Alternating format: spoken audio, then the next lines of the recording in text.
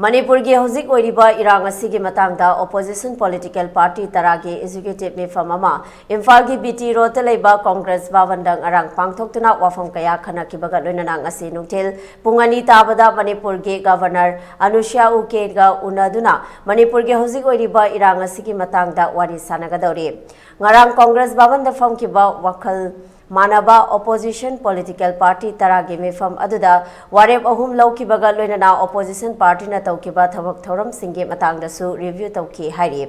Manipur ki governor ga ngasi nungthil pung 2 tabada appointment launaduna unabagi warep laukibane haukiba me ahum dagi tholakliba Eerang asina miyoi chamaga marifurom sikibaga loinana miyoi lising hena sokre amade yum lising kaya mai thakiduna miyoi lising yangkai henbana lanjen aduna leiribane ngasi Manipur governor unabagi appointment lobada yaukiba political party tara adude Manipur Pradesh Congress Committee JDU Trinamool Congress CPI CPIM Aam Aadmi Party, All India Forward Bloc, Revolutionary Socialist Party, Nationalist Congress Party, amade Shiva Sena UBT ne.